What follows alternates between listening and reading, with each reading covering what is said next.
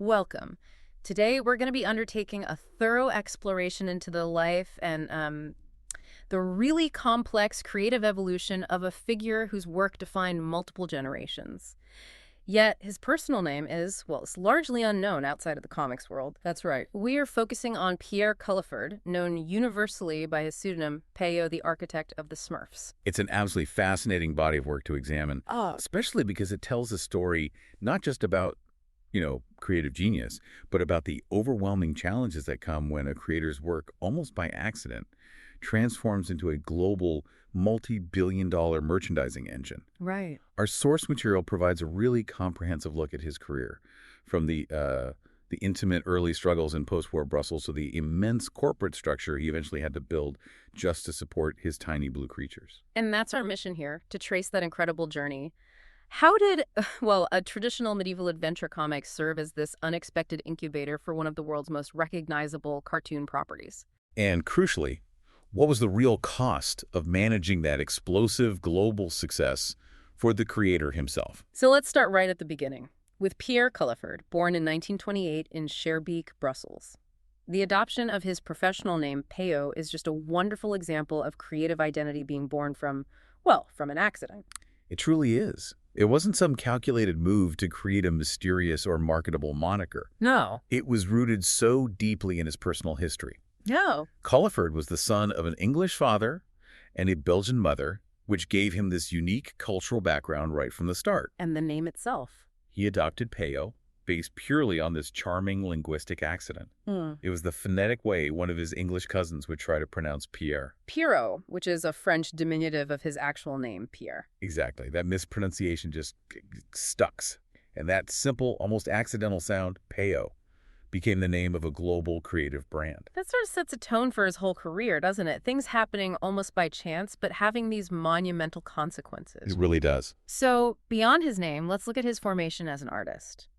He was coming up in the vibrant but very challenging post-World War II European comic scene. He didn't just jump immediately into professional publishing, though. He had formal training. He did at the Académie Royale des Beaux-Arts in Brussels. That formal education gave him an essential grounding, but the true crucible for his future career was a professional experience that was pivotal but also very short-lived. The Compagnie Belge d'Actualité, CBA. CBA, yes. This was a small Belgian animation studio operating in the immediate post-war period. The studio itself didn't last very long. But it turned out to be this essential networking node. Utterly essential. It was a place where the titans of the emerging Franco-Belgian comics landscape essentially got their start together. And here's where the context becomes so vital, especially for anyone unfamiliar with the history of European comics.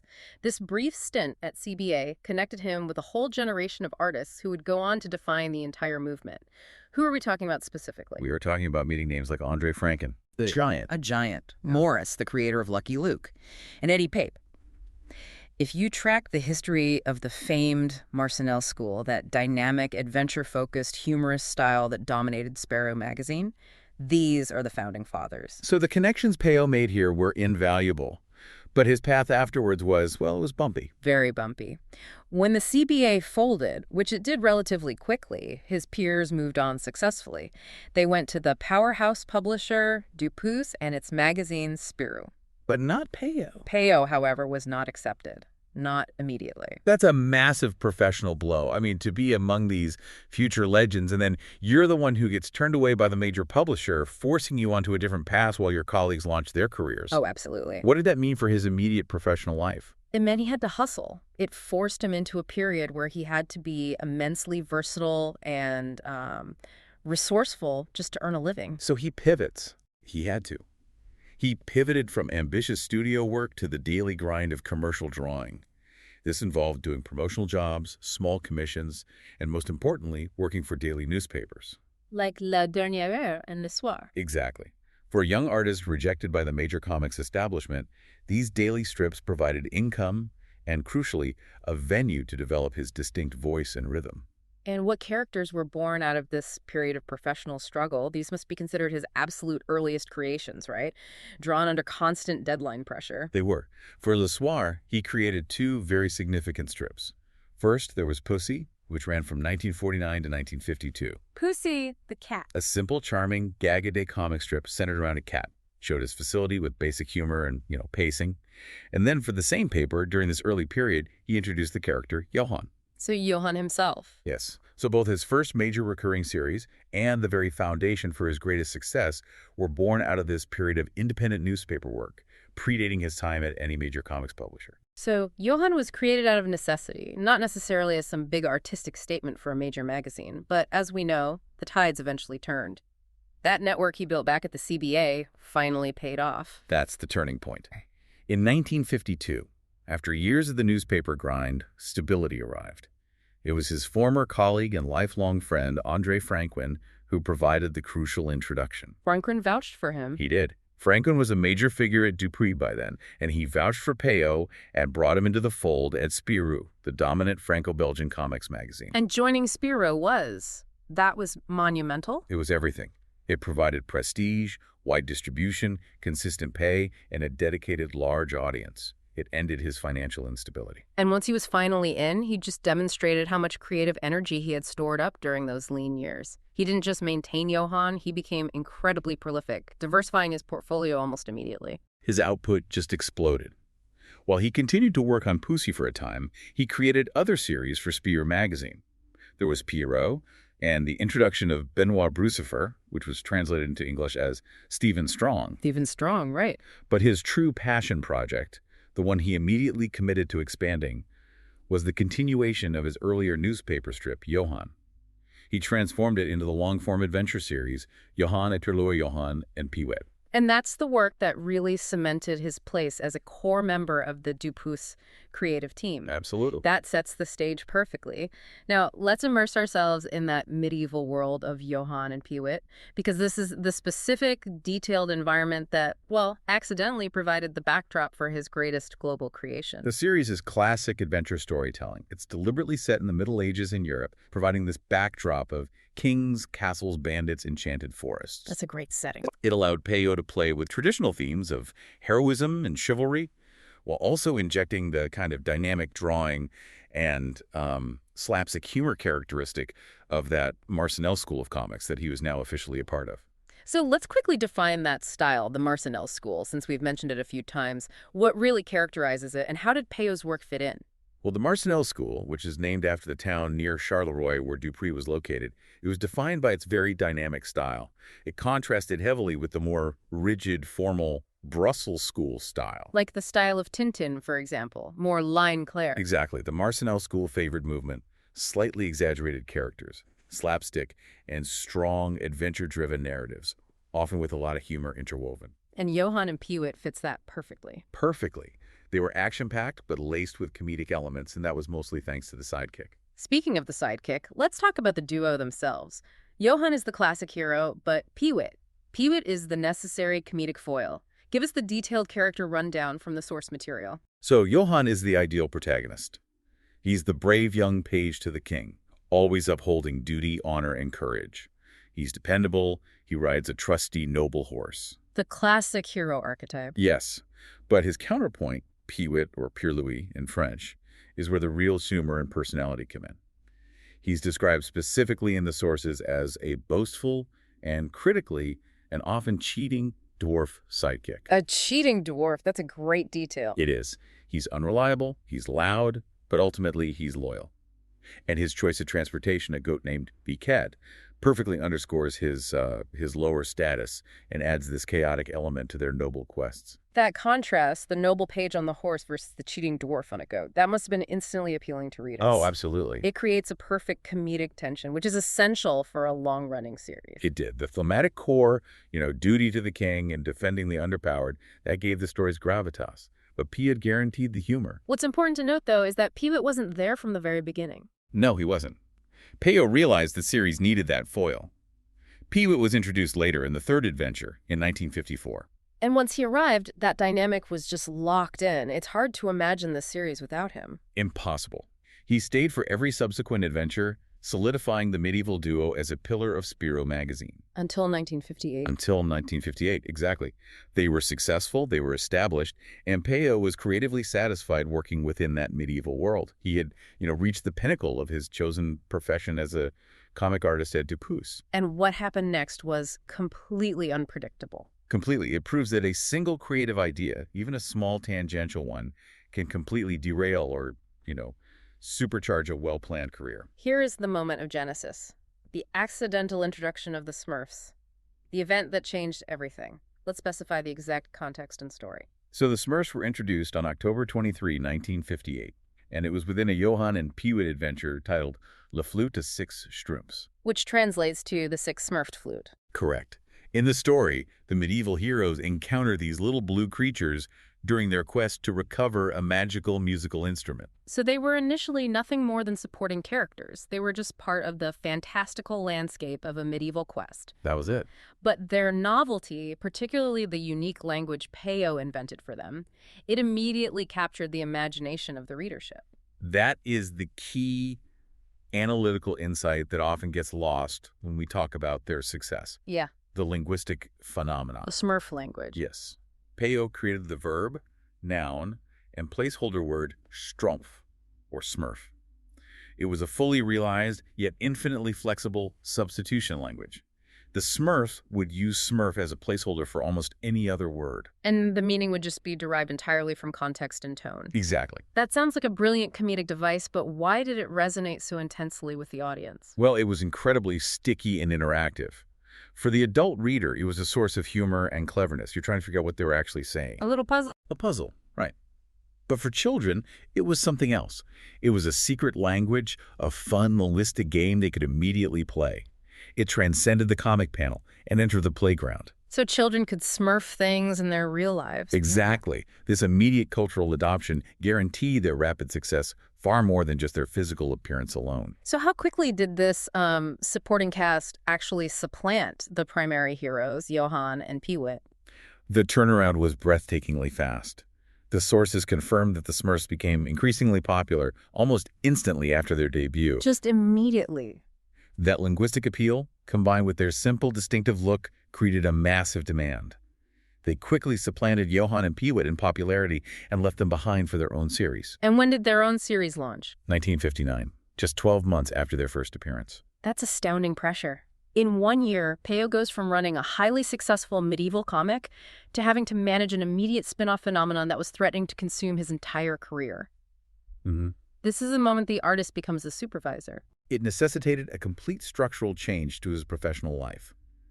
The demand for Smurf stories, combined with the parallel success of his other titles like Stephen Strong, meant that he could no longer function as a sole creator. He couldn't draw it all himself. No way. By 1960, Peyo had founded his own studio. And this wasn't just a private office, it was a formal structure designed to handle massive creative demand and manage multiple assistants. Did this shift mean he completely abandoned the drawing board for the Smurfs? For the most part, yes. His primary artistic love, the series he continued to focus on writing and drawing personally, was Johann and Peewit. He kept that for himself. He did. For the Smurfs, he consciously took on the supervisory role. He developed the story concepts and the character dynamics, but he entrusted the bulk of the panel-by-panel drawing, the inking, the coloring, to his assistants. So that was the critical pivot, from drawing every line to safeguarding the brand identity. That's the pivot, Yeah. right there. And just like the connections he forged at the defunct CBA, his studio in the 1960s became this powerhouse training ground for the next generation of Franco-Belgian artists. This is where we see that Marcinelle school network truly flourish. The talent pool he attracted was just incredible. Peyo's studio provided an invaluable apprenticeship for so many future stars, reinforcing his legacy as a teacher and a mentor. Who are some of the key artists who started there? Well, you have Francois Walthéry, who's known for Natasha, Mark Wasterlin, Roland Goossens, who went by Gus, De Rib, Lucien de Guider, Daniel de Zorger. It's a who's who. It really is. He was running a full-scale creative assembly line, pushing out content for the Smurfs while these artists honed their craft. And while all this expansion was happening, he continued to launch new properties. He was trying to diversify the studio's output beyond just the blue creatures. He did. The year 1960 was particularly busy. Alongside the burgeoning Smurf series production, he introduced Stephen Strong Benoit Briseur about a superpowered but very polite young boy, and Jackie in Celestine. So this demonstrates a concerted effort to build a stable of characters that could survive outside the immediate Smurf mania. Though ultimately, the Smurfs' momentum was just unstoppable. Let's discuss that momentum in commercial terms. The Smurfs didn't just stay on the page. The merchandising machine started almost instantly, didn't it? Proving the universal appeal of the design. The jump to merchandising was immediate in 1959. The source material emphasizes that the PVC figurines were the single most important aspect of their merchandise for the first 2 decades. All the way up until the late 1970s. That's right. Those little figurines, mass-produced and collectible, were how the characters truly entered the daily lives of consumers outside of the comic reading audience. And the international boom in the late 70s was really driven by an unlikely sort. Music, yes. Music. The brand was established, but the music success acted as a propellant. It was triggered by the success of the Smurfs records produced by the Dutch singer-songwriter Pierre Cardin. Who went by the stage name Father Abraham. Father Abraham, that's him. The songs were huge novelty hits across Europe. They revived and intensified international interest, which then led to the inevitable attention from American entertainment giants. Which brings us to the 1980s and the monumental American adaptation. This is what transformed the Smurfs from a European phenomenon into a truly global one. Hanna-Barbera. The legendary animation house created the successful Saturday morning animated series in 1981. A massive undertaking. It was. And Peyo's involvement was crucial. However, the sources note that he had to dedicate significant, sometimes burdensome time to the adaptation, even though he was already dealing with recurrent health problems throughout the 1980s. That's a critical detail. He's managing a global IP expansion while simultaneously dealing with serious personal health concerns.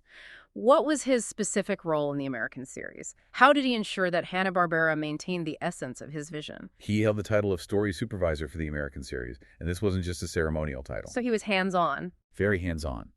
It meant he was reviewing scripts, ensuring the characters' personalities, from, Papa Smurf's wisdom to Gargamel's eternal frustration, remained true to the Belgian originals. I can imagine that was a challenge. It was a hands-on, often taxing effort to reconcile the cultural differences inherent in translating a European property for the American Saturday morning market. In this intense management phase, it just cemented his transition from artist to IP manager. It required the formal establishment of a family business structure. He needed specialized help. Precisely. The complexity of running a studio and overseeing international licensing demanded professional management. The responsibilities were strictly divided within the Culliford family. So his son, Thierry Culliford, stepped up to lead the comic studio. Yes, focusing on creative continuity for new stories and managing the team of artists. And his daughter, Veronique, took control of the lucrative global merchandising side. She did, and this is a moment of real strategic importance. Veronique established IMPS in 1985. International Merchandising, Promotion, and Services. That's it.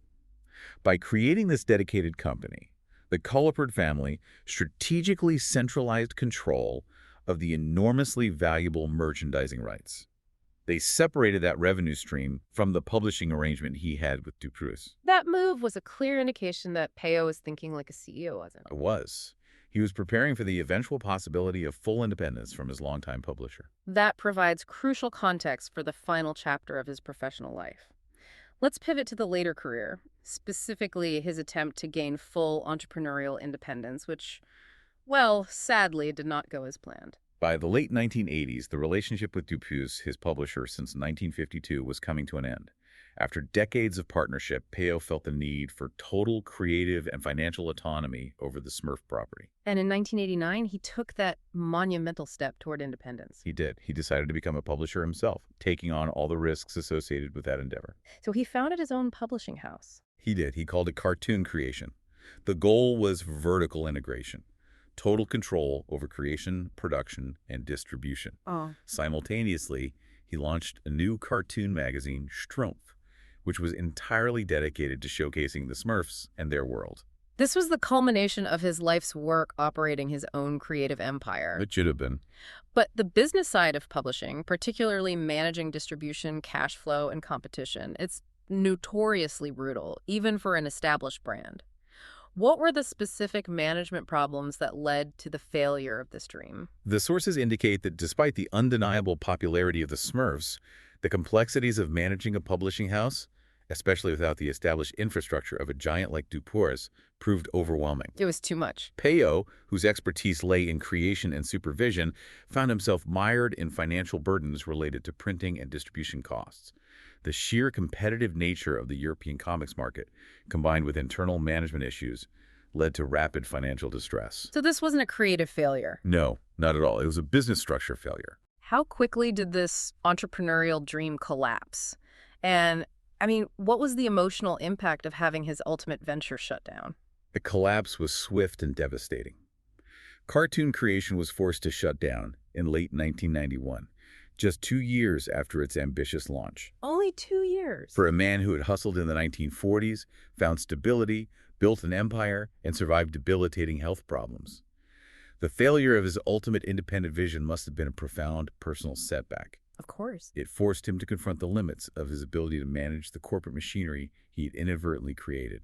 So with the company dissolved, what happened to the intellectual property and the publishing rights? The rights were sold to another major competitor in the Belgian publishing scene, Le Lombard. Peyo then joined Le Lombard in 1992. He returned to a structure where he could focus on creation, but the failure of cartoon creation cast a shadow over his final years. And tragically, that final partnership with Le Lombard was incredibly brief. This brings us to the end of his life, which came so suddenly, right at the close of 1992. Yes. Pierre Culliford, Peyo, died of a heart attack in Brussels on Christmas Eve, 1992. He was only 64. On Christmas Eve. It's a profound moment to acknowledge the sudden loss of such a major creative figure right during the holidays. After navigating decades of creative production, health challenges, and the tremendous pressure of managing a global brand, it's just deeply regrettable that his life was cut short so soon after achieving his global status and attempting, though failing, to gain full corporate independence. His creative spirit and contribution remain immense. They do. And it's fortunate that the structures he put in place, the studio and the family management, meant that his creations didn't end with his death. His world continues to evolve. That's a lasting testament to his foresight as a manager. The studio he established still exists today. It continues to produce new stories for the Smurfs and his other series, all under the name Peyo. And his children are still involved. His children, Thierry and Veronique, continue to champion and promote his work, ensuring that the Smurf brand remains culturally relevant, consistently introducing the creatures to new generations through various media. Moving into his legacy, the official recognition he received really speaks volumes about the impact of his work, which went far beyond mere commercial popularity. The respect he earned in the creative community was high. In 1984, he received the prestigious Youth Prize for the 9-12 years category at the Angoulême International Comics Festival in France. And that's not just a popularity award, is it? No, it's recognition from the European comics elite that his work was culturally significant and defining for young readers. And then the ultimate national honor came years later when Belgium officially commemorated the Smurfs' significance. Indeed. In 2008, Belgium issued a commemorative coin to celebrate the character's 50th anniversary, which also coincided with what would have been Peyo's 80th birth anniversary. A Belgian €5 coin. A €5 coin dedicated to the Smurfs. That solidifies his work as an essential piece of Belgian national heritage, placing him in the highest echelon of cultural figures. It's also crucial to remember his collaborations outside of his primary properties. It really demonstrates how respected he was by his peers, often bridging the divide between different studios and series. The sources confirm his significant contributions to other major titles. Remember, his roots were deep in the Marcinelle school. He collaborated on Spiro and Fantasio, contributing to a 1969 album with artwork by the great Franquin. And even after the collapse of cartoon creation. Even then.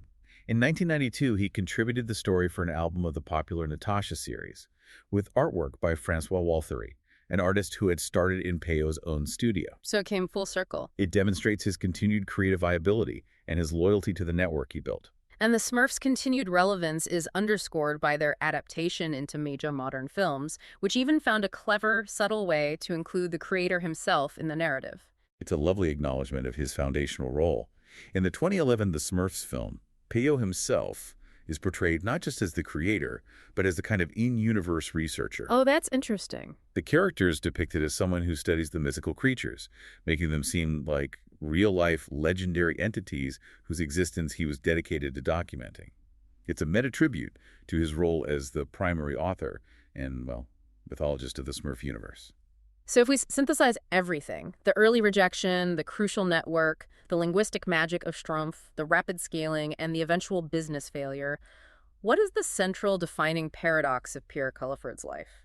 I think the defining paradox is that the greatest creative success he ever experienced, the global, universally known phenomenon of the Smurfs, required him to stop being the kind of artist he truly loved being. He loved drawing Johann and Peewit. He loved drawing Johann and Peewit, the noble medieval adventures.